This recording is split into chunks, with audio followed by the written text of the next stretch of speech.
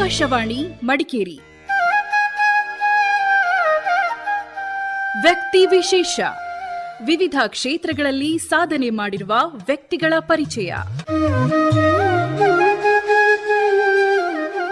ಸ್ಕೂಟರ್ನಲ್ಲಿ ಭಾರತದಾದ್ಯಂತ ಚಲಿಸಿ ತನ್ನ ತಾಯಿಗೆ ತೀರ್ಥಕ್ಷೇತ್ರಗಳ ದರ್ಶನ ಮಾಡಿಸಿದ ಮೈಸೂರಿನ ಡಿ ಕೃಷ್ಣಕುಮಾರ್ ಅವರೊಂದಿಗಿನ ಮಾತುಕತೆಯ ಮುಂದುವರೆದ ಭಾಗ.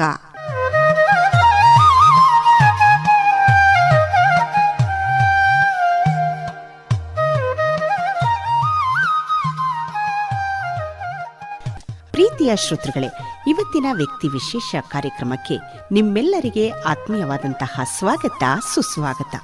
ಸೊ ಅದಕ್ಕಿಂತ ಮುಂಚೆ ನಾವೇನು ಮಾಡಬೇಕು, ನನ್ನಮ್ಮ ಬದುಕಿದ್ದಾಗ ಅವ್ರ ಆಸೆ ಪೂರೈಸಬೇಕು. ಈಗ ಗೊತ್ತಾಯಿತು ನನಗೆ ಅವ್ರ ಆಸೆ ಏನು ಅಂತ ಸೂಕ್ಷ್ಮವಾಗಿ ಗೊತ್ತಾಯಿತು.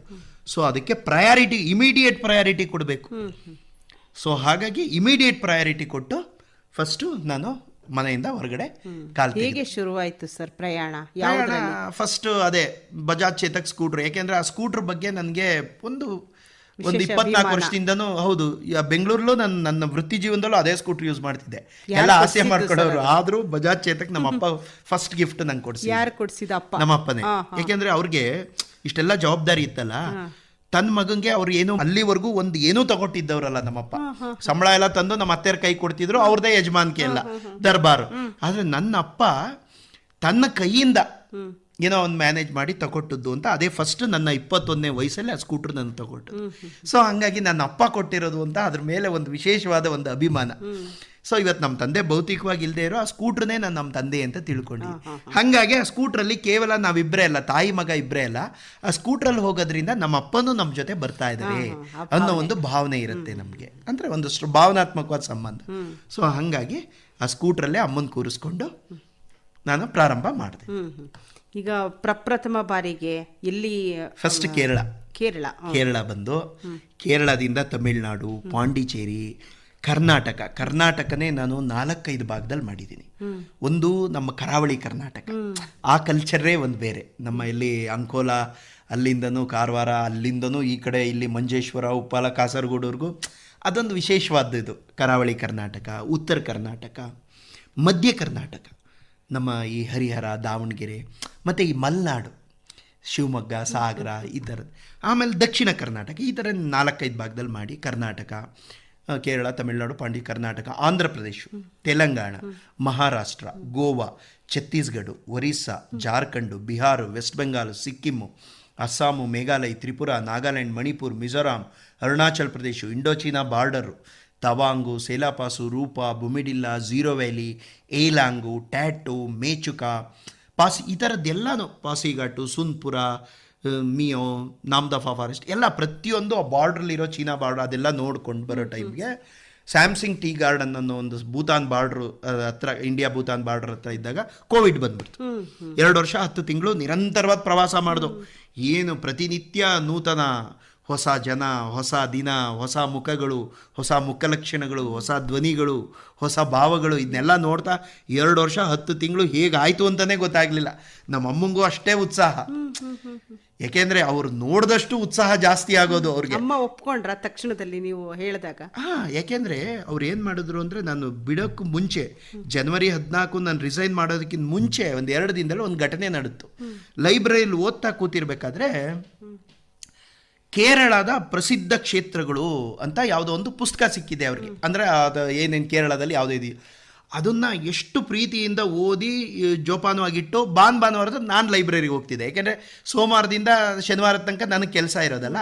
ಆದರೆ ಅದು ಸೋಮವಾರ ರಜಾ ಇರೋದ್ರಿಂದ ಅಲ್ಲೇ ಭಾನುವಾರನೂ ಓಪನ್ ಇರೋದು. ನಾವು ಫ್ರೀ ಟೈಮಲ್ಲಿ ಏನು ಅಂದರೆ ನಮ್ಮ ಪುಸ್ತಕ ಓದೋ ಅಭ್ಯಾಸ, ಆಕಾಶವಾಣಿ ರೇಡಿಯೋ ಕೇಳೋದು ಅಷ್ಟೇ ಅವಾಗೆಲ್ಲ ಚಿಕ್ಕಿದ್ರಿಂದ.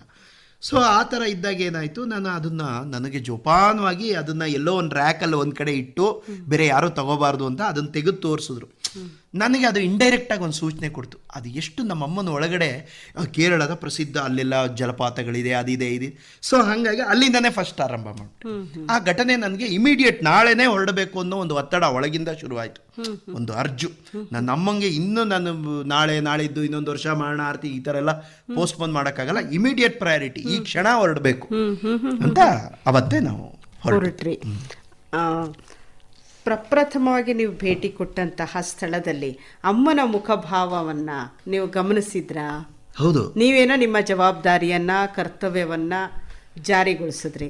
ಅಮ್ಮನ ಮುಖಭಾವದಲ್ಲಿ ನಿಮ್ಮ ಕನಸು ಈಡೇರ್ತು ಅಂತ ಏನಾದರೂ ನೀವು ಅರ್ಥ ಮಾಡ್ಕೊಂಡ್ರಾ? ಡೆಫಿನೆಟ್ ಆಗಿ. ಯಾಕೆಂದರೆ ನಾನು ಫಸ್ಟ್ ಪ್ರಯೋಗ ಮಾಡಿದೆ, ನಮ್ಮ ಮಾತುಕತೆ ಆಯಿತು ಅಂತ ಹೇಳಿದ್ನಲ್ಲ. ನಾನು ಬೆಂಗಳೂರಲ್ಲಿ ಪ್ರತಿ ಶನಿವಾರ ಭಾನುವಾರ ಬಂದರೆ ನನಗೆ ಕೆಲಸ ಅದೇನೆ, ಸ್ಕೂಟ್ರ್ ಮೇಲೆ ಕೂರಿಸ್ಕೊಳ್ಳೋದು ಅಮ್ಮನ ಬೆಂಗಳೂರು ಸುತ್ತಮುತ್ತ ಇರೋ ದೇವಸ್ಥಾನಗಳು, ಬೆಂಗಳೂರಲ್ಲಿ ಎಲ್ಲ ದೇವಸ್ಥಾನಗಳು ಒಂದು ಕಡೆಯಿಂದ ಮಾಡ್ತಿದ್ದಾಗ ನಾನು ನಮ್ಮಮ್ಮನ ಮುಖಭಾವ, ಅವ್ರ ಬಾಡಿ ಲ್ಯಾಂಗ್ವೇಜ್ ಅಬ್ಸರ್ವ್ ಮಾಡ್ತಾ ಇದ್ದೆ. ಯಾವುದೇ ದೇವಸ್ಥಾನಕ್ಕೆ ಕರ್ಕೊಂಡೋದ್ರು ತುಂಬ ತಲ್ಲೀನರಾಗೋರು, ಆ ವಾತಾವರಣಕ್ಕೆ ಹೊಂದ್ಕೊಂಡ್ಬಿಡೋದು, ಅಲ್ಲಿರೋ ಶಿಲ್ಪಕಲೆನೆಲ್ಲ ಗಮನಿಸೋದು, ನನ್ನನ್ನು ಹಿಂಗೆ ತೋರಿಸೋದು, ಮತ್ತು ಅಲ್ಲಿ ಎಲ್ಲ ಇಡೀ ಒಟ್ಟಾರೆ ಆ ವಾತಾವರಣನ ಅನುಭವಿಸೋದು, ಅದೆಲ್ಲ ಅವ್ರ ಬಾಡಿ ಲ್ಯಾಂಗ್ವೇಜಲ್ಲಿ ನೋಡ್ತಾ ಇದ್ದೆ. ಓ, ನಮ್ಮಮ್ಮಂಗೆ ಇಷ್ಟ ಇದೆ, ಯಾಕೆ ಇದನ್ನು ನಾನು ಅಲ್ಪಾವಧಿಗೆ ಸೀಮಿತಗೊಳಿಸ್ಬೇಕು? 1 ದಿನ 2 ದಿನ ಅಥವಾ 1 ವಾರ 15 ದಿನ ದೀರ್ಘಾವಧಿಯಾಗಿ ಮುಂದುವರ್ಸೋಣ. ಅವ್ರಿಗೆ ಎಷ್ಟು ಆತ್ಮಸಂತೋಷ ಆಗುತ್ತೋ, ಆತ್ಮತೃಪ್ತಿ ಹೊಂದ್ತಾರೋ ಅಲ್ಲಿವರೆಗೂ ನಾನು ಮಾಡೋಣ. ಏಕೆಂದರೆ ಇನ್ನೇನು ನಮ್ಮಮ್ಮ ಯಾವುದನ್ನು ಚಿಕ್ಕ ವಯಸ್ಸಿಂದ ನಮ್ಮ ಅಪ್ಪನಾಗಲಿ ಇನ್ಯಾರನ್ನೇ ಆಗಲಿ 1 ದಿನ ತನಗೆ ಏನನ್ನೂ ಬಾಯ್ಬಿಟ್ಟು ಕೇಳ್ದವ್ರಲ್ಲ. ನನ್ನಮ್ಮ ಅಂಥ ದೊಡ್ಡ ತ್ಯಾಗಿ. She is the greatest mother in the earth. ಅಲ್ಲ, ಬೇರೆ ತಾಯಿಂದ್ರು ದಯವಿಟ್ಟು ಬೇಜಾರು ಮಾಡ್ಕೋಬಾರ್ದು. ತಾಯಿ ಅನ್ನೋ ಪದನೇ ಅದ್ರ ಬಗ್ಗೆನೇ ನಾನು ಗ್ರೇಟ್ ಅಂತ ಹೇಳ್ತಾ ಇರೋದು. ನನ್ನ ತಾಯಿ ಒಂದೇ ಅಲ್ಲ, ಎಲ್ಲ ತಾಯಿಂದ್ರು ಕೂಡ they are very great, especially mother ಅಂದರೆ. ಸೊ ಹಾಗಾಗಿ ನನಗೆ ಇಲ್ಲ ಅಂದ್ರೆ ನಾವು ಜಗತ್ತಿಗೆ ಬರ್ತಾನೆ ಇರ್ಲಿಲ್ವಲ್ಲ. ಹೌದೌದೌದು ಅಲ್ವಾ? ಅಪ್ಪ ಅಮ್ಮ ಇಲ್ಲ ಅಂದಿದ್ರೆ ಅವ್ರ ತ್ಯಾಗ, ಅವ್ರ ಕಷ್ಟ, ಹೊರ ಜಗತ್ತಿಗೆ ನಾವು ತೆರೆದುಕೊಳ್ತಿರ್ಲಿಲ್ಲ. ಅದು ನಾವು ಒಂದು ಮಗು ದೊಡ್ಡದಾಗಿ ಈ ಹಂತಕ್ಕೆ ತರೋ ತನಕ ಎಷ್ಟೆಲ್ಲ ತ್ಯಾಗ ಮಾಡಿರ್ತಾರೆ ಮೇಡಮ್. ಮಕ್ಕಳುಗಳು ನಾವೇನು ಜಿರಾಫೆ ಮರಿಗಳು ತಾಯಿ ಗರ್ಭದಿಂದ ಹೊರಗಡೆ ಬಂದ ತಕ್ಷಣ ಅರ್ಧ ಗಂಟೆಲಿ ಓಡಕ್ ಶುರು ಮಾಡ್ಬಿಡ್ತವೆ. ಹಸು ಕರು ಹಾಕುತ್ತಲ್ಲ, ನೀವು ನೋಡಿದ್ರಲ್ಲ, ಕರು ಅರ್ಧ ಗಂಟೆಲಿ ಪುಟ್ ಹೆಜ್ಜೆ ಇಟ್ಕೊಂಡು ಸ್ವಲ್ಪ ಹೊತ್ತು ಮಲಗಿರುತ್ತೆ, ಅರ್ಧ ಗಂಟೆ 3/4 ಗಂಟೆಲಿ ಎದ್ದು ಚಿಕ್ಕ ನಡೆಯಕ್ಕೆ ಶುರು ಮಾಡ್ಬಿಡುತ್ತೆ. ನಾವು ಮನುಷ್ಯರು ಬರೀ ಹೊಸಲು ದಾಟಕ್ಕೆ ಎಷ್ಟು ಮೊಗ್ಲಾಗಕ್ಕೆ, ಬರೀ ಟರ್ನ್ ಆಗಕ್ಕೆ 4-5 ತಿಂಗಳು ಬೇಕು. ಎಷ್ಟು ನಿದ್ರಾಹೀನ ರಾತ್ರಿಗಳನ್ನ ಕಳಿಬೇಕು ಅಮ್ಮ. ನಾವೇನು ಪಿಳಿಗೆ ಇಟ್ಕೊಂಡು ಏನು ನಿದ್ದೆ, ಈಗಾದರೆ ಮಲಗಿದ ತಕ್ಷಣ ನಿದ್ದೆ ಬರುತ್ತೆ, ಆವಾಗ ಡಿಸಿಪ್ಲಿನ್ ನಮಗೆ ಗೊತ್ತಿರುತ್ತಾ? ನಿದ್ರಾಹೀನ ರಾತ್ರಿಗಳು, ಮಲಮೂತ್ರಾದಿಗಳನ್ನ ತೆಗೆದು, ಈಗ ಮಗುಗೆಲ್ಲ ಸ್ನಾನ ಮಾಡಿಸಿ ಪೌಡ್ರ್ ಹಾಕಿ ಕಪ್ಪಿಟ್ಟಿರ್ತಾರೆ, ಊಚೆ ಮಾಡ್ಕೊಂಡ್ಬಿಡು ಮೂತ್ರ. ಒದ್ದೆ ಜಾಗದಲ್ಲಿ ತಾನು ಮಲ್ಕೊಂಡು ಬೆಚ್ಚಗಿರೋ ಜಾಗದಲ್ಲಿ ತಾಯಿ ನಮ್ಮನ್ನು ಮಲಗಿಸ್ತಾರೆ. ಎಷ್ಟು ಬರೀ ಟರ್ನ್ ಆಗೋಕ್ಕೇನೆ ನಾವು 4-5 ತಿಂಗಳು ಬೇಕು, ಮಗ್ಳು ಬದಲಾಯಿಸೋಕೆ. ಎಷ್ಟು ಮತ್ತೆ ಈ ಜಾನಪದದೆಲ್ಲ ಹೊಸಲು ದಾಟೋದೇ ಒಂದು ಸಂಭ್ರಮ. ನನ್ನ ಮಗು ಹೊಸಲು ದಾಟ್ತು ಅಂತ. ಹೊಸಲು ದಾಟಿ ಅಪ್ಪು ಕೂತ್ಕೊಂಡು ಆ ಪುಟ್ಟ ಹೆಜ್ಜೆ ಇಟ್ಕೊಂಡು ತೆವಳೋದು, ಅಂಬೆಗಾಲು ಇಡೋದು, ನಿಂತ್ಕೊಳ್ಳೋದು, ನಡೆಯೋದು, ಬಾಯ್ಬಿಟ್ಟು, ಇದನ್ನೆಲ್ಲ ಆ ತಾಯಿ ಜೀವ ಎಷ್ಟು ಸಂತೋಷ ಪಟ್ಟಿರುತ್ತೆ.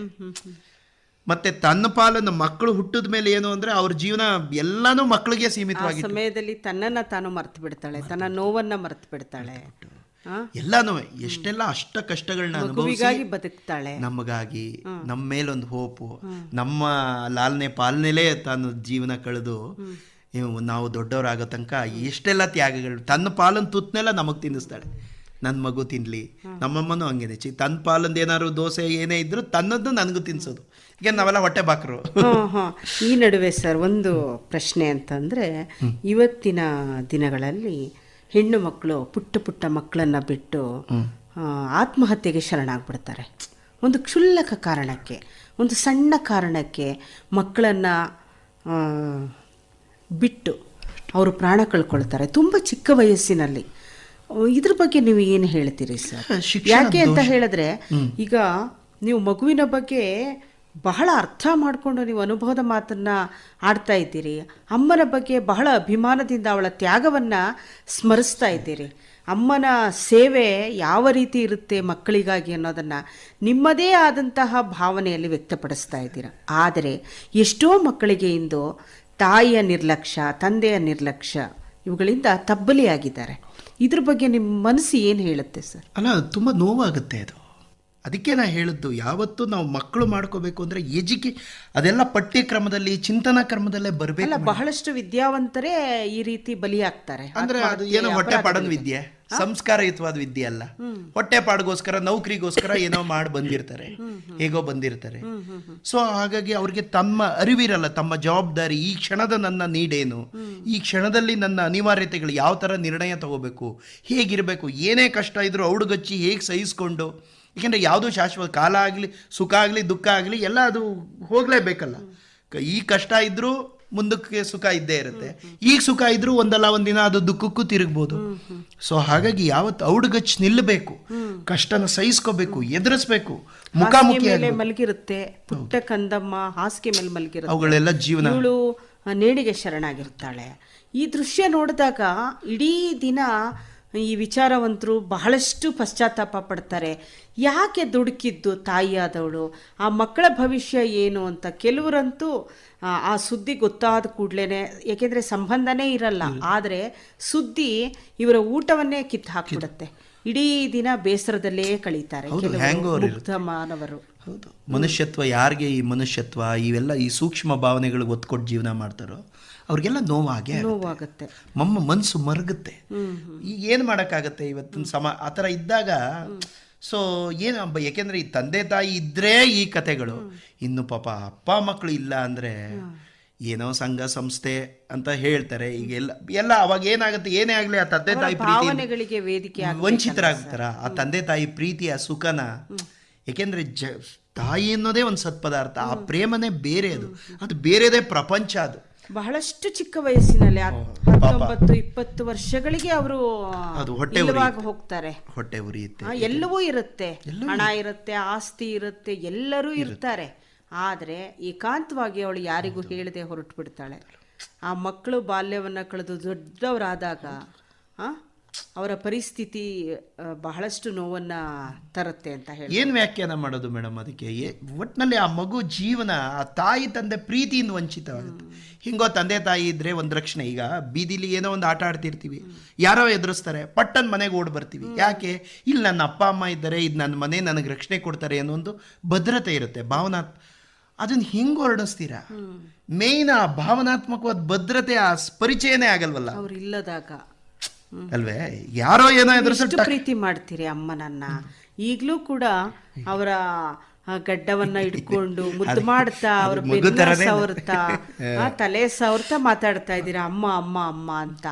ಆ ಮಕ್ಕಳು ಕೂಡ ಅದೇ ರೀತಿಯ ತಾಯಿಯ ಪ್ರೇಮವನ್ನ ಇಟ್ಕೊಂಡು ವ್ಯಕ್ತಪಡಿಸೋದಕ್ಕೆ ತಾಯಿ ಇರಲ್ಲ. ಅಂತಹ ಸಂದರ್ಭ ಬಾರದೆ ಇರಲಿ ಅಂತ ನಾವು ಮಾತುಕತೆಯನ್ನು ಮುಂದುವರಿಸೋಣ ಸರ್. ಅಲ್ಲ, ಅವಾಗ ಏನು ಅಂದರೆ ಪ್ರಜ್ಞಾವಂತರು, ಅದಕ್ಕೂ ಮನಃಶಾಸ್ತ್ರದಲ್ಲಿ ಕೆಲವೊಂದಿದೆ. ಅನಾಥ ಮಕ್ಕಳು ಮುಂದೆ ನಾವು ನಮ್ಮ ಮಕ್ಕಳನ್ನು ಮುದ್ದು ಮಾಡಬಾರ್ದಂತೆ.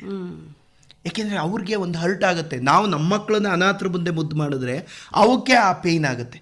ಅಯ್ಯೋ ನನಗೂ ಅಪ್ಪ ಅಮ್ಮ ಇದ್ರೆ. ಹಾಗಾಗಿ ಈ ಪ್ರಜ್ಞಾವಂತರು ಹೆಚ್ಚಾಗಬೇಕು ಸಮಾಜದಲ್ಲಿ. ಅವಾಗ ಏನಂದರೆ ಎಷ್ಟೋ ಸಮಸ್ಯೆಗಳಿಗೆ ಪರಿಹಾರ ಏನು ಅಂದರೆ ಸಮಾಜದಲ್ಲಿ ನಿಜವಾದ ಬುದ್ಧಿವಂತರು, ನಿಜವಾದ ಸಂಸ್ಕಾರಯುತವಾದ ಶಿಕ್ಷಣ, ಇದೆಲ್ಲ ಪಠ್ಯಕ್ರಮದಿಂದನೇ ಬರಬೇಕು ಮೇಡಮ್. ಅವಾಗ ಸಮಾಜ ಚೆನ್ನಾಗಿರುತ್ತೆ. ಸೊ ಯಾಕೆಂದರೆ ಇದೆಲ್ಲ ಓವರ್ ನೈಟಲ್ಲಿ ಯಾರೋ ಒಬ್ಬ ವ್ಯಕ್ತಿಯಿಂದ, ವಿವೇಕಾನಂದರಿಗಿಂತ ಬೇಕಾ ಮೇಡಮ್? ವಿವೇಕಾನಂದರು ಹುಟ್ಟಿರುವಂಥ ನೆಲ ಇವತ್ತು. ಅವ್ರ ಸಾಹಿತ್ಯ, ಅವರು ವಿಚಾರಧಾರೆಗಳು ಓದ್ತಾ ಇದ್ರೆ ಹೇಗನ್ಸುತ್ತೆ. ಅವ್ರು ಏನು ಆಡು ಮುಟ್ಟದ ಸೊಪ್ಪಿಲ್ಲ ಅಂತ ಅವ್ರು ಮಾತಾಡಿಲ್ದೇ ಇರೋ ವಿಚಾರಗಳೆಲ್ಲ. ಆದರೂ ಇವತ್ತಿನ ಯುವಕರು ಆ ಕಡೆ ಗಮನ ವಹಿಸದೆ ಇಷ್ಟ ಬಂದಂಗೆ ಅಥವಾ ಯಾವುದೋ ಒಂದು ಇದ್ರಲ್ಲಿ ಹೋಗ್ತಾ ಇರೋದು ನೋಡಿದ್ರೆ ತರ ಬೇಜಾರಾಗುತ್ತೆ. ಹೌದೌದು, ಇವತ್ತಿನ ಮುಖ ಮಾಡಬೇಕು ಯುವ ಸಮೂಹದ ವಿವೇಕಾನಂದರು. ಸಾಧಕರ ಜೀವನನ ಅರ್ಥ ಮಾಡ್ಕೋಬೇಕು. ಅವ್ರಿಗೂ ಇದಕ್ಕಿಂತ 10 ಪಟ್ಟು ಕಷ್ಟ ಬಂದಿರುತ್ತೆ. ಅದನ್ನೆಲ್ಲ ಹೇಗೆ ಗೆದ್ರು, ಹೇಗೆ ತಾಳ್ಮೆ ಸಹನೆಯಿಂದ ಅದನ್ನು ಎದುರಿಸಿದ್ರು, ಆ ಥರ ಮಾಡ್ಕೋಬಾರ್ದು. ತಾಳ್ಮೆಯಿಂದ ನಮ್ಮ ಮೇಲೆ ಏನೇ ಆರೋಪ ಬರಲಿ, ಏನೇ ಬರಲಿ, ತಾಳ್ಮೆಯಿಂದ ಇರಬೇಕು. ಯಾಕೆಂದ್ರೆ ಕಾಲ ಎಲ್ಲನೂ ಹೀಲ್ ಮಾಡುತ್ತೆ. ಕಾಲ ಸತ್ಯನ, ಏಕೆಂದರೆ ಸತ್ಯ ಯಾವತ್ತಿದ್ರೂ ಅದ್ರ ಮೇಲೆ ಟವಲ್ ಹಾಕ್ಬೋದು, ನಾಶ ಮಾಡೋಕ್ಕಾಗಲ್ಲ, ಸ್ವಲ್ಪ ಮರೆ ಮಾಡ್ಬೋದು. ಹಂಗೆ ಕಷ್ಟಗಳು ಅಷ್ಟೇ ದೂರ ಆಗುತ್ತೆ. ಯಾರೋ ಒಬ್ಬ ವ್ಯಕ್ತಿ ಬರ್ತಾರೆ, ಎಲ್ಲವನ್ನೂ ಮರೆಸುತ್ತೆ. ಈಗ ಪುಣ್ಯಸ್ಥಳ ಪ್ರಯಾಣದ ಕಡೆ ನಾವು ಗಮನ ಹರಿಸೋಣ. ಭಾರತದಾದ್ಯಂತ ನೀವು ಅಮ್ಮನನ್ನ ಆ ಸ್ಕೂಟರ್ನಲ್ಲಿ ಕರೆದುಕೊಂಡು ಹೋಗುವಾಗ ವಾಸ ಮಾಡುವಂಥದ್ದು ಮತ್ತು ಊಟ ತಿಂಡಿ ಖರ್ಚು ಎಲ್ಲವನ್ನು ಹೇಗೆ ಹೊಂದಿಸ್ತೀರಿ ನೀವು? ಖರ್ಚು ಏನು ಅಂದರೆ ನನ್ನ ಸ್ವಂತ ಶ್ರಮದ ಹಣನೇ. ನಾನು ಎಲ್ಲೂ ಕೂಡ ಯಾರಿಂದನೂ ಒಂದು ದಾನ ದಕ್ಷಿಣೆ ₹1 ನಗದು ತಗೊಳ್ಳೋದಿಲ್ಲ. ಇದು ನಾವು ಯಾತ್ರೆ ಹೊರಡಬೇಕಾದ್ರೇ ನಮಗೆ ಒಂದು 3 ನಿಯಮಗಳು ಹಾಕೊಂಡು. ಒಂದು, ಯಾರಿಂದನೂ ದುಡ್ಡು ತಗೋಬಾರ್ದು. ನನ್ನ ಸ್ವಂತ ಶ್ರಮ, ನನ್ನ ಬೆವರನ ಸಂಪಾದನೆ ಹಣದಿಂದ ನಮ್ಮ ತಾಯಿಗೆ ಯಾತ್ರೆ ಮಾಡಿಸ್ಬೇಕು. ಇದು ಮೊದಲನೇ ನಿಯಮ. ಅದಕ್ಕೆ ಸರಳವಾಗಿ ಬದುಕೋಕೆ ಇತ್ತು ಒಂದಷ್ಟು FDಗಳನ್ನೆಲ್ಲ ನಮ್ಮ ತಾಯಿ ಹೆಸರಲ್ಲೇ ಪೋಸ್ಟ್ ಆಫೀಸಲ್ಲಿ ಇಟ್ಟಿದೆ, ಪ್ರತಿ ತಿಂಗಳು ಬಡ್ಡಿ ಬಿಡು. ಉಳ್ಕೊಳ್ಳೋದೆಲ್ಲಿ ಅಂದರೆ, ನಾನು ಬೆಂಗಳೂರಲ್ಲಿ ನಾನು ಇದ್ದದ್ದು ಕಾರ್ಪೊರೇಟ್ ಟೀಮ್ ಲೀಡರ್ ಆಗಿ. ಪಬ್ಲಿಕ್ ಸಂಪರ್ಕ ನಂಗೆ ತುಂಬ ಚೆನ್ನಾಗಿತ್ತು. I know the pulse of the people. ಯಾವತ್ತು ಮನುಷ್ಯನ ನಾನು ಪ್ರೀತಿಸ್ತೀನಿ, ಎಲ್ಲರನ್ನೂ ಪ್ರೀತಿಸ್ತೀನಿ. ಸೊ ಯಾಕೆ ಅಂದರೆ ಎಲ್ಲೇ ಹೋದ್ರೂ ದೇವಸ್ಥಾನಗಳು, ಮಠಗಳು, ಆಶ್ರಮಗಳು, ಗುರುಸ್ಥಾನಗಳು, ಆಧ್ಯಾತ್ಮಿಕ ಕೇಂದ್ರಗಳು ಇಂಥದ್ನೆಲ್ಲ ಇಷ್ಟು ದೊಡ್ಡದಾಗಿ ನಿರ್ಮಾಣ ಮಾಡಿರೋದು ಯಾಕೆ ಮೇಡಮ್? ನಮ್ಮಂಥವ್ರಿಗಿದೆ. ಈಗ ಮಠಗಳನ್ನೆಲ್ಲ ಅಷ್ಟು ದೊಡ್ಡದಾಗಿ ಕಟ್ಟಿರೋದು ಯಾಕೆ? ಈಗ ನೋಡಿ, ಜೀವನ ಅಂದಮೇಲೆ ನಿಮ್ಮೂರಿಗೆ ನಾನು ಬರಬೇಕು, ನನ್ನೂರಿಗೆ ನೀವು ಬರಬೇಕಾಗುತ್ತೆ. ಆ ಥರದ್ದು ಎಷ್ಟೋ ಸಂದರ್ಭಗಳಿರುತ್ತೆ. ಬಂದಾಗ ನಾವು ನೇರವಾಗಿ ಫ್ಯಾಮಿಲಿ ಒಳಗಡೆ ಹೋಗೋಕ್ಕಾಗ. ಹೌದು. ಮಠದಲ್ಲಿ ಒಂದು ದೊಡ್ಡ ಹಾಲು ಅಥವಾ ಅಲ್ಲಿ ಉಳ್ಕೊಳಕ್ ಭಕ್ತ ವ್ಯವಸ್ಥೆ ಅಂತ ಆ ಕಾಲದಲ್ಲೇ ದೇವಸ್ಥಾನಗಳನ್ನೇ ದೊಡ್ಡದಾಗಿ ಮಾಡ್ಬಿಡೋರು. ಏನಾರು ಬರ ಇನ್ನೊಂದು ಅಂತ ಬಂತು ಅಂದ್ರೆ ಎಲ್ಲಾ ಪ್ರಾಂಗಣದಲ್ಲಿ ಇಳಿದು ಊರಿನ ಜನನೇ ಅಲ್ಲಿ ಇರ್ಬೋದಾಗಿತ್ತು. ಎಲ್ಲರಿಗೂ ಏನೋ ಒಂದು ಒಬ್ರು ಒಂದ್ ಕಡೆ ಊಟ ಮಾಡೋರು, ಎಲ್ಲರಿಗೂ ಪ್ರಸಾದ ರೂಪದಲ್ಲಿ ಕೊಟ್ಬಿಟ್ಟು ಅಂತಂತ ದೊಡ್ಡ ದೊಡ್ಡ ಕಷ್ಟಗಳನ್ನೇ ನಮ್ಮ ಪೂರ್ವಿಕರು ನಿಭಾಯಿಸಿರೋರು. ಸೊ ಹಾಗಾಗಿ ಇದೆಲ್ಲ ನನಗೆ ಗೊತ್ತಿತ್ತು. ನಾನು ಒಂದು ನಿಯಮ ಏನು ಅಂದ್ರೆ, ಎಲ್ಲೇ ಹೋದ್ರು ದೇವಸ್ಥಾನಗಳು ಉಳ್ಕೋಬೇಕು. ಹೋಗೋದು ಸೆಲ್ಫ್ ಇಂಟ್ರಡಕ್ಷನ್, ನನ್ನನ್ನು ನಾನು ವಾಕಿನ್ ಪರಿಚಯ ಮಾಡ್ಕೊಳ್ಳೋದು, ನನ್ನ ಹೆಸರು, ನಮ್ಮ ತಾಯಿ ಹೆಸರು, ನನ್ನ ಪರಿಚಯ ಹೇಳೋದು, ಈ ಉದ್ದೇಶದಿಂದ ಬಂದಿದ್ದೀವಿ, ನಿನ್ನೆ ಎಲ್ಲಿದ್ದೋ, ಇವೆಲ್ಲ ಹೇಳಿದಾಗ ಅಲ್ಲಿನ ಯಾರು ಇರ್ತಾರೆ ಅವರೆಲ್ಲ ನಮ್ಗೆ ವಾಸ್ತವಿಕ. ನಾವು ಏನು ಅಂದರೆ ಒಂದು ಹಾಲು, ಮತ್ತು ನಮಗೇನು ಅದೇ ಬೇಕು ಇದೇ ಬೇಕು ಅನ್ನೋ ನಿಯಮ ಏನಿಲ್ವಲ್ಲ. ನಾವು ಒಂದು ದೇವಸ್ಥಾನದ ಒಂದು ಹಾಲಲ್ಲಿ ಮಲ್ಕೊಳ್ಳೋದು, ಅಲ್ಲಿ ಏನು ನೈವೇದ್ಯದ ಪ್ರಸಾದ ಸಿಗುತ್ತೋ ಅದನ್ನು ತಿನ್ನೋದು. ಯಾಕೆಂದರೆ ಈಗ ಮೈಸೂರಲ್ಲಿ ನಮ್ಮನೆ ಇದೆ, ನಮ್ಮನೆ, ಈಗ ಮಡಿಕೇರಿಲಿ ನಮ್ಮನೆ ಇದ್ರೆ ಬೇರೆಯವ್ರ ಮನೆಗೆ ಊಟಕ್ಕೆ ಯಾಕೆ ಹೋಗ್ತೀವಿ ನಾವು? ನಮ್ಮ ಮನೇಲೆ ಮಾಡ್ಕೊಂತೀವಿ. ಇಲ್ಲಿ ನಮ್ಮ ಮನೇಲಿ ಯಾರೂ ಇಲ್ಲ ಅಂದಾಗ ಎಲ್ಲೋ ಒಂದು ಕಡೆ ನಾವು ಅವಾಗ ಏನು ಅಂದರೆ ದೇವಸ್ಥಾನಗಳು ನೈವೇದ್ಯದ ಪ್ರಸಾದ, ಯಾವ ದೇವಸ್ಥಾನಕ್ಕೆ ಹೋದ್ರು ನೈವೇದ್ಯ ಮಾಡೇ ಮಾಡ್ತಾರೆ. ಅವ್ರು ಕೇಳ್ಕೊಂಡ್ರೆ ರಿಕ್ವೆಸ್ಟ್ ಮಾಡ್ಕೊಂಡ್ರೆ ಒಂದಿಷ್ಟು ಪ್ರಸಾದ ಕೊಡ್ತಾರೆ. ಪುರೋಹಿತರು, ಇನ್ನೊಬ್ಬರು ಯಾರೋ ಆಡಳಿತ ಟ್ರಸ್ಟಿಗಳು ಯಾರೊಬ್ಬರು ಒಂದು ಅರೇಂಜ್ ಮಾಡ್ತಾರೆ. ಇದು ಕಾರಣ, ಒಳ್ಳೆ ಉದ್ದೇಶ. ನಮ್ಗೆ ಬೇರೆ ಇನ್ನೇನು ಸ್ವಾರ್ಥ ಇಲ್ವಲ್ಲ. ಯಾವುದೇ ದುಡ್ಡು ತಗೋತಿರ್ಲಿಲ್ಲ, ಯಾವುದೇ ವಸ್ತು ರೂಪದ ಕಾಣಿಕೆಗಳು ತಗೋತಿರ್ಲಿಲ್ಲ, ಬೇರೆ ಇನ್ಯಾವುದೇ ಸ್ವಾರ್ಥಗಳಿಲ್ಲದೆ ಇರುತ್ತೆ. ಕೇವಲ ನಮ್ಮ ತಾಯಿ ಆತ್ಮ ಸಂತೋಷಕ್ಕೋಸ್ಕರ ತೀರ್ಥ ಕ್ಷೇತ್ರಗಳ ಸಂದರ್ಶನ. ಅದು ಏನು ನಮ್ಮಮ್ಮ ಲ್ಯಾವಿಶ್ ಆಗಿ ಲೈಫ್ ಮಾಡಿ, ನಮ್ಮ ಅಪ್ಪನ ದುಡ್ಡನ್ನೆಲ್ಲ ಚೆನ್ನಾಗಿ ಸಂಪಾದನೆ ಮಾಡಿ ಅವ್ರು ಹೋಗಿ ಫಾರಿನ್ ಟೂರ್ಗಳನ್ನ ಮಾಡ್ಕೊಂಬಂದಿರೆ ನಂಗೆ ಈ ಭಾವನೆ ಬರ್ತಿಲ್ಲ. ಪಾಪ ನನ್ನ ಅಮ್ಮ ಎಲ್ಲೂ ಹೋಗದೆ ಎಲ್ಲೂ ಬರದೆ 68 ವರ್ಷ ಕೇವಲ ಅಡುಗೆ ಮನೆಗೆ ಸೀಮಿತರಾಗಿತ್ತು. ಕೇವಲ ಮನೆ ವಾರ್ತೆ ವಿಚಾರಗಳು, ನಮ್ಮೆಲ್ಲರ ಕ್ಷೇಮ ಚಿಂತನೆ, ಎಲ್ಲರ ಯಶಸ್ಸಿಗೋಸ್ಕರ ತಾನು ತ್ಯಾಗ ಮಾಡಿ ತನ್ನನ್ನು ತಾನು ಕಳ್ಕೊಂಡು ಇವತ್ತು ನಮ್ಮನ್ನೆಲ್ಲ ಮುಂದೆ ಬಿಟ್ಟು ನಮ್ಮನ್ನೆಲ್ಲ ಸಾಧಕರು ಮಾಡಿದ್ರು. ಅಲ್ಲಿ ನಮ್ಮಮ್ಮ ತನ್ನ ತ್ಯಾಗ ಮಾಡಿದ್ರು, ಎಲ್ಲರನ್ನು ಬೆಳೆಸಿದ್ರು ತನ್ನ ತ್ಯಾಗದಿಂದ. ಸೊ ಹಾಗಾಗಿ ಇಂಥ ತಾಯಿಗೆ ನಾನು ಇನ್ನೇನು ಕೊಡ್ಬೋದು? ಸೊ ಎಲ್ಲ ಸೇರ್ಕೊಂಡು ಭಾವನೆಗಳು ನಮ್ಮಮ್ಮನ ಸುರಕ್ಷಿತವಾಗಿ ಕರ್ಕೊಂಡು ಹೋಗ್ಬೇಕು. ಇದನ್ನೆಲ್ಲ ಅವ್ರಿಗೆ ಹೇಳ್ತಿದ್ದಾಗ ಅವ್ರಿಗೆ ಇದರಲ್ಲಿ ಜಿನೈನಿಟಿ ಎದ್ದು ಕಾಣೋದು. ಸೊ ಹಂಗಾಗಿ ಜನ ನಮ್ಗೆ ಹೆಲ್ಪ್ ಮಾಡೋದು, ಆಶೀರ್ವದಿಸೋರು. ನಂಗೇನ್ ಬೇಕೋ ಅದು, ಮಲ್ಕೊಳಕ್ ಜಾಗ, 2 ಹೊತ್ತು ಜೀವರಕ್ಷಣೆಗೆ ಊಟ, ನಂಗೆ ಅದೇ ಬೇಕು ಇದೇ ಬೇಕು ಆ ಥರದ್ದಿಲ್ಲ. ಏನು ಸಿಗುತ್ತೋ ಅದು, ಆ ಸಂಪ್ರದಾಯದ್ದು ಏನು ಅಲ್ಲಿ ಆ ಪ್ರಾಂತ್ಯದ ಅಡುಗೆಗಳು ಏನಿರುತ್ತೋ ಅದೇನು ನೈವೇದ್ಯ ಮಾಡ್ತಾರೋ ಅದು ತಿನ್ಕೊಂಡು ಬರ್ತಿತ್ತು. ಆಯಾಸದ ಬಗ್ಗೆ ಹೇಳಿ ಸರ್. ಪ್ರತಿದಿನ ಪ್ರಯಾಣ ಮಾಡುವಾಗ ಆಯಾಸ ಆಗ್ತಿತ್ತಲ್ಲ? ಅಲ್ಲ, ಇದು ಏನು ಅಂದರೆ ಕೂಡ 68 ವರ್ಷ ಕಷ್ಟಪಟ್ಟು ಮಾಡಿದಾಗ ನಿಮಗೆ ಅಲ್ಲಿ ಆಯಾಸ, ಬಳಲಿಕೆ, ಬೇಸರ ಅಥವಾ ಮೈಂಡ್ ಡೈವರ್ಟ್ ಆಗೋದು, ಆಯಾಸ ಸಾಕಪ್ಪ ಅನ್ಸೋದು, ಇದು ಇಷ್ಟಪಟ್ಟು ಮಾಡ್ತೀವಿ. ಇಬ್ರಿಗೂ, ನನ್ನ ಅಮ್ಮಂಗೂ ಹೋದಷ್ಟು ಅವ್ರಿಗೂ ಉತ್ಸಾಹ ಜಾಸ್ತಿ. ನೀವು ಇಷ್ಟಪಟ್ಟು ಯಾವುದೇ ಕೆಲಸ ಮಾಡಿದಾಗ, ಈಗ ಹಾಡೋರು ದಿನಪೂರ್ತಿ ಹಾಡ್ತಾ ಇರ್ತಾರೆ, 24 ಗಂಟೆ ಹಾಡ್ತಾ ಇರ್ತಾರೆ, ಅಕ್ಕಪಕ್ಕದವ್ರಿಗೆಲ್ಲ ಬೇಜಾರು, ಅವನಿಗೆ ಬೇಜಾರಾಗಲ್ಲ. ಯಾಕೆ ಅಂದ್ರೆ ಅವನು ಇಷ್ಟದ ಕ್ಷೇತ್ರ ಅದು, ಇಷ್ಟಪಟ್ಟು ಆಡ್ತೀಯೇನೆ. ಇವ್ರಿಗೆ ಸಂಗೀತದ ಗಂಧಗಾಳಿ ಗೊತ್ತಿರಲ್ಲ, ಬೇಜಾರು ಅನ್ಸುತ್ತೆ. ಅಮ್ಮನ ಅಂತರಂಗದಲ್ಲಿ ಅಡಗಿತ್ತು ಅಂತ ಹೇಳ್ಬೋದು. ಈಗ ಮಗುಗೆ ಆರ್ಟ್ಸ್ ಇಷ್ಟ, ಅಪ್ಪ ಅಮ್ಮ ಸೈನ್ಸ್ ಕೊಡಿಸ್ಬಿಡ್ತಾರೆ, ಅವಾಗ ಕಷ್ಟ ಆಗತ್ತೆ. ತಾನು ಇಷ್ಟಪಡೋದು ಆರ್ಟ್ಸು, ಅಪ್ಪ ಅಮ್ಮ ಸೇರ್ಸೋದು ಆರ್ಟ್ಸು ಇದ್ದಾಗ ಕುಣಿತಾ ಓದ್ತಾನೆ, ಡಿಸ್ಟಿಂಕ್ಷನ್ ತಗೋತಾನೆ, ರ್ಯಾಂಕ್ ಬರ್ತಾನೆ. ಯಾಕೆಂದ್ರೆ ಅವ್ನ ಇಷ್ಟದ ಕ್ಷೇತ್ರ ಅದು, ಅವನಿಗೆ ಇಷ್ಟ ಸಬ್ಜೆಕ್ಟೇ ಕೊಡಿಸಿದ್ದಾರೆ. ಸೊ ನಮ್ಗಿಷ್ಟ ಇರೋದೊಂದು ಇನ್ನೊಂದು ಆದಾಗ ಇವೆಲ್ಲ ತೊಂದರೆ ತಕರಾರುಗಳು ಆಗುತ್ತೆ. ಇಲ್ಲಿ ಏನು ಅಂದ್ರೆ, ಅವ್ರಿಗೂ ಮಗ ಎದ್ದಿದ್ದಾನೆ, ಬೆಳೆದಿದ್ದಾನೆ, ಅರ್ಥ ಮಾಡ್ಕೋತಾ ಇದೆ, ತೋರಿಸ್ತಾ ಇದ್ದಾನೆ. ಸೊ ಅವ್ರಿಗೂ ಒಂದು ಸಂತೋಷ, ನನ್ನ ಮಗ ನಾನು ತೋರಿಸ್ತಾ ಇದ್ದಾನೆ. ನನಗೂ ಅಷ್ಟೇ, ಅಯ್ಯೋ ಇಷ್ಟು ದಿನ ನಾನು ಎಷ್ಟು ನನ್ನಮ್ಮ ಇಷ್ಟೆಲ್ಲ ತ್ಯಾಗ ಮಾಡಿ ಇಷ್ಟೆಲ್ಲ ಪ್ರಪಂಚ ಚೆನ್ನಾಗಿದೆ, ನನ್ನ ಅಮ್ಮಂಗೆ ನಾನು ಏನಾದರೂ ಮಾಡಬೇಕಲ್ಲ, ಒಂದು ಅವಕಾಶ ಮಾಡಿಕೊಟ್ರು ನನ್ನಮ್ಮ. ಸೊ ಹಾಗಾಗಿ ಇಬ್ರಿಗೂ ಇದು ಆತ್ಮ ಸಂತೋಷ. ಕುಣಿತಾ ನೆಗನೆಗಿದ್ದ ಮಾಡ್ತಿದ್ದೋ ಎಲ್ಲ. ಯಾವತ್ತೂ ಕೂಡ ನನಗೆ ಸಾಕಾಗಿದೆ ಕಣ ಈ ಪ್ರಯಾಣ. ಇವತ್ತು ಕೂಡ ನೋಡಿ, ಮೈಸೂರಿಂದ ಒಂದೇ ಸ್ಟ್ರೆಚಲ್ಲಿ ಬಂದಿದ್ದೀವಿ, ಎಲ್ಲೂ ಕೂಡ ಒಂದು ದಿನ ನಮ್ಮ ಅಮ್ಮಂಗೆ ಒಂದು ಬೆನ್ನು ನೋವಾಗಲಿ, ಸೊಂಟ ನೋವಾಗಲಿ, ಕೈ ನೋವು, ಕಾಲು ನೋವು, ತಲೆ ನೋವು, ಮಂಡಿ ನೋವು ಯಾವುದೂ ಕೂಡ ನಮ್ಮನ್ನು ಒಂದು ಜ್ವರ ಆಗಲಿ, ಒಂದು ನೆಗಡಿ ಆಗಲಿ, ಒಂದು ಕೆಮ್ಮಾಗಲಿ, ಒಂದು ದಿನ ಒಂದು ಕಂಪ್ಲೇಂಟ್ ಇಲ್ಲ. ಇವತ್ತು ಇಲ್ಲಿ ನೀರು ಕುಡಿದು ಇನ್ನೊಂದು 5 ಗಲ್ಲಿ ಬಿಟ್ಟು ನೀರು ಕುಡಿದ್ರೆ ಎಷ್ಟೋ ಜನಕ್ಕೆ ಗಂಟ್ಲು ಕಟ್ಕೊಂಡ್ಬಿಡುತ್ತೆ. ಅಂಥದ್ರಲ್ಲಿ ನಾವು ಎಷ್ಟು ನೀರುಗಳು, ಮತ್ತೆ ನಾರ್ಮಲ್ ಅದರಲ್ಲೆಲ್ಲ ನಿಯಮಗಳಿದೆ, ಆರೋಗ್ಯದ ನಿಯಮಗಳಿದೆ, ಅದನ್ನ ಫಾಲೋ ಮಾಡಿದ್ರೆ ಎಲ್ಲೂ ಏನೂ ಆಗಲ್ಲ. ನಿಯಮಗಳನ್ನ ಪಾಲನೆ ಮಾಡ್ತಿದ್ರಿ ಸರ್ ನೀವು? ಸ್ಟಾಗ್ನೆಂಟ್ ವಾಟರ್ ನಾವು ಕುಡಿಯಲ್ಲ, ಏನಿದ್ರು ನಾರ್ಮಲ್ ಟ್ಯಾಪ್ ವಾಟರ್ ಕುಡಿತಿದ್ದು. ಒಂದಿನ ಗಂಟ್ಲು ಕಟ್ಟಿಲ್ಲಪ್ಪ, ಸುಮ್ಮನೆ ಹೇಳೋದಲ್ಲ. ಒಂದಿನ ನೆಗಡಿ, ಒಂದಿನ ನಮ್ಮನ್ನು ಅಂತ ಕೆಮ್ಮದವ್ರು ಇವತ್ತಿನವರೆಗೂ ಯಾರು ಕೇಳಿಲ್ಲ. ಅದು ಇನ್ನೊಂದು ಏನು ಅಂದರೆ, ಚಿಕ್ಕದ್ರಿಂದ ನಮ್ಗೆ ಆ ಶಿಕ್ಷಣನೂ ಇತ್ತು.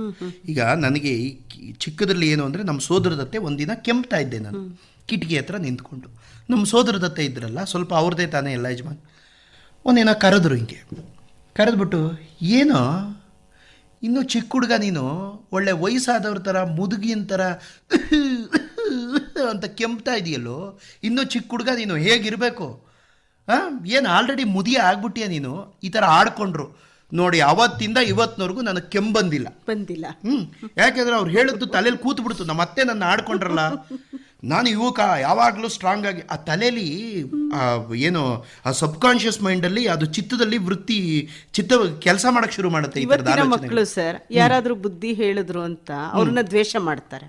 ಟೀಚರ್ ಆಗ್ಬೋದು, ತಾಯಿ ಆಗ್ಬೋದು, ತಂದೆ ಆಗ್ಬೋದು, ದ್ವೇಷ ಮಾಡ್ತಾರೆ.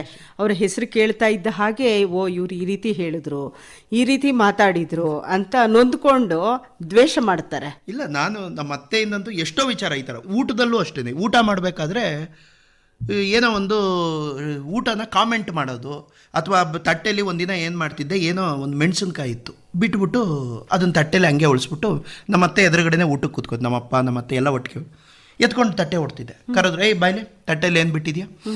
ಅತ್ತೆ ಮೆಣಸಿನ್ಕಾಯಿ. ಯಾಕೆ ಬಿಟ್ಟಿದ್ಯಾ? ಖಾರ ಕಣತ್ತೆ. ಅದಕ್ಕೆ ಒಂದು ತಲೆ ಮೇಲೆ ಹಿಂಗೆ ಕೊಟ್ಟರು. ನಿನ್ನಪ್ಪ ಕಷ್ಟಪಟ್ಟಿರೋ ದುಡ್ಡಿಂದ ನಿನ್ನ ಅಪ್ಪಂಗೆ ಯಾವುದು ಪುಕ್ಸಟ್ಟೆ ಬರಲ್ಲಪ್ಪ, ಎಲ್ಲ ಮೇಲಧಿಕಾರಿಗಳು ಆಡಿ ಅಂದು ಮಾಡಿ ಮಟ್ಟಿ ಮಾಡಿದ್ರೇ, ಅವನ್ನೆಲ್ಲ ಅನ್ನಿಸ್ಕೊಂಡು ಬಂದರೆ ಸಂಬಳ ಕೊಟ್ರೇ ಬರೋದು, ಯಾವುದು ಪುಕ್ಸಟ್ಟೆ ಬರಲ್ಲ. ನಿನ್ನಪ್ಪ ಕಷ್ಟಪಟ್ಟಿರೋ ದುಡ್ಡಿಂದ ಈ ಮಠ ಮಧ್ಯಾಹ್ನ ಮಾರ್ಕೆಟ್ಗೆ ಹೋಗಿ ತಗೊಂಬಂದು ಇದನ್ನೆಲ್ಲ ಒಗ್ಗರಣೆಗೆ ಹಾಕಿ ಎಣ್ಣೆಲಿ ಬಾಡಿಸಿ ಅದನ್ನು ಎಲ್ಲ ಬಾಡೋಗಿರುತ್ತೆ, ಬರೀ ಸಿದ್ರೆ ಉಳಿದಿರುತ್ತೆ, ಎಲ್ಲ ಸಾರ ಎಲ್ಲ ಸೇರ್ಕೊಂಡ್ಬಿಟ್ಟಿರುತ್ತೆ. ಅದೇನು ವಿಷನ ತಿನ್ನು ನೋಡೋಣ, ಅದಕ್ಕೂ ದುಡ್ಡು ಕೊಟ್ಟಿದೆ, 100 ಗ್ರಾಮ್ಗೆ ಇಷ್ಟಾಗುತ್ತೆ. ಅದಕ್ಕೆ ಅವತ್ತಿನ ಕಾಲದಲ್ಲಿ ಎಷ್ಟೋ ಇತ್ತು, ಒಂದು 20 ಇಷ್ಟಾಗುತ್ತೆ ಅಂತ ಈ ಥರ ಎಲ್ಲ ಕೌನ್ಸಿಲಿಂಗ್ ಮಾಡಿ. ಇವತ್ತು ನಾವು ಊಟ ಮಾಡ್ಬೇಕಾದ್ರೆ ಒಂದು ಅಗಳು ಚೆಲ್ಲಲ್ಲ, ಒಂದು ಮೆಣಸಿನಕಾಯಿ ಬಿಡಲ್ಲ. ಕಾರಣ ಏನು ಅಂದ್ರೆ ಅವ್ರು ಚಿಕ್ಕ ವಯಸ್ಸಲ್ಲಿ ಹೇಳ್ಕೊಟ್ರು ಬಂತು.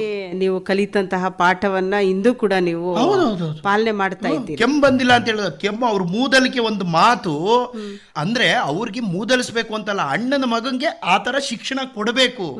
ಅವನ್ನ ಒಬ್ಬ ಒಂದು ಗಟ್ಟಿ ಮನಸ್ಸಿರೋ ವ್ಯಕ್ತಿಯಾಗಿ ಮಾಡಬೇಕು. ಇದಕ್ಕೆಲ್ಲ ಕೆಲವೊಂದು ಕಠಿಣ ನಿರ್ಧಾರಗಳು, ಕಠಿಣವಾದ ಸ್ಟೇಟ್ಮೆಂಟ್ ತಗೊಳ್ಳೇಬೇಕಾಗುತ್ತೆ. ಅದನ್ನೇ ಸಹಜವಾಗಿ ಹೇಳಿದ್ರು ಕೂಡ ನಿಮ್ಮ ಮನಸ್ಸು ಸ್ವೀಕರಿಸಿದಂತದ್ದು ದೊಡ್ಡದು ಅಂತ ಹೇಳಿ. ಇವತ್ತು ಕೂಡ ನಾನು ಎಲ್ಲೂ ಹೋದ್ರು ನಮ್ಮ ಸೋದರದತ್ತೆ ಈ ಒಂದು ಅವ್ರು ಕಲಿಸಿರೋ ವಿಶೇಷವಾದ ಗುಣಗಳನ್ನ ನೆನೀತೀನಿ. ನಾನು ಇಷ್ಟು ಟಫ್ ಆಗಬೇಕು ಅಂದ್ರೂ ಅವ್ರದೇ ಪ್ರಭಾವ ನನಗೆ.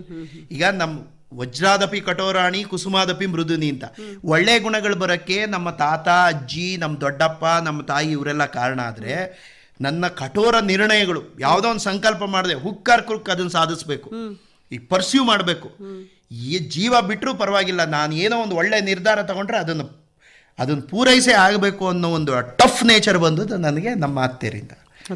ಅವರ ಹೆಸರು ಹೇಳಿ ಸರ್? ವಿಜಯ ಅಂತ, HD ವಿಜಯ ಅಂತ. ಈಗ ಸರ್?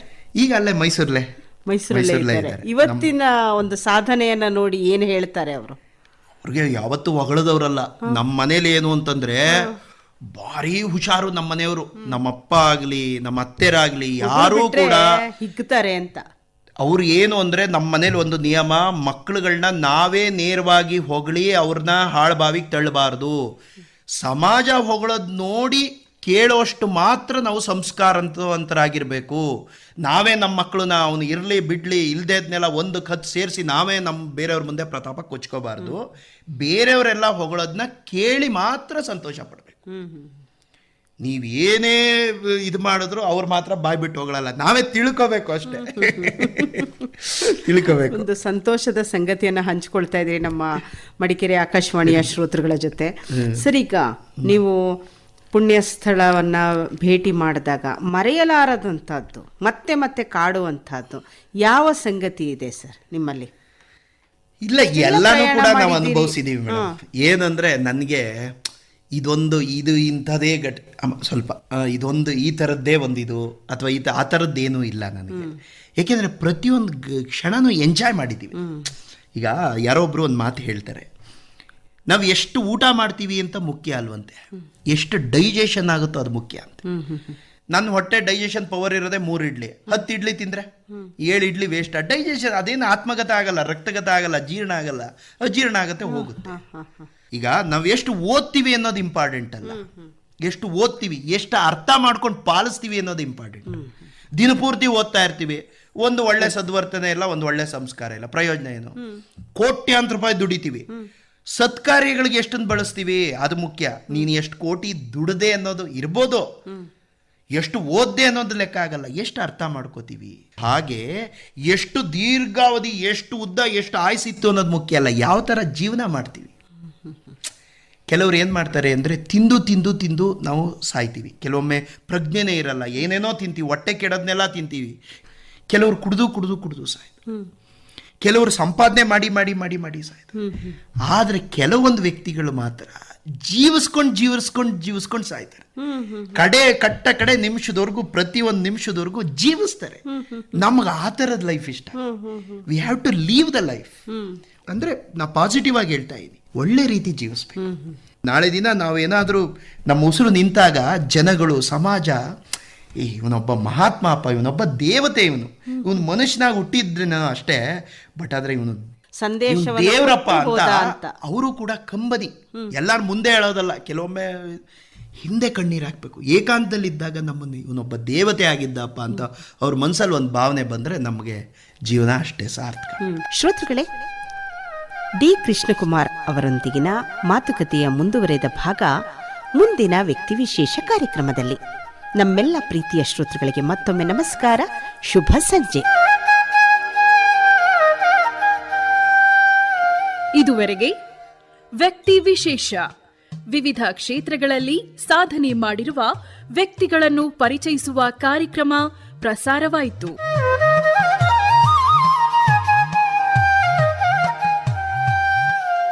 ಇದುವರೆಗೆ ಸ್ಕೂಟರ್ನಲ್ಲಿ ಭಾರತದಾದ್ಯಂತ ಚಲಿಸಿ ತನ್ನ ತಾಯಿಗೆ ತೀರ್ಥಕ್ಷೇತ್ರಗಳ ದರ್ಶನ ಮಾಡಿಸಿದ ಮೈಸೂರಿನ ಡಿ ಕೃಷ್ಣಕುಮಾರ್ ಅವರೊಂದಿಗಿನ ಮಾತುಕತೆಯ ಮುಂದುವರೆದ ಭಾಗವನ್ನು ಆಲಿಸಿದಿರಿ. ಪ್ರಸ್ತುತಿ ಎಂ ಶಕುಂತಲಾ.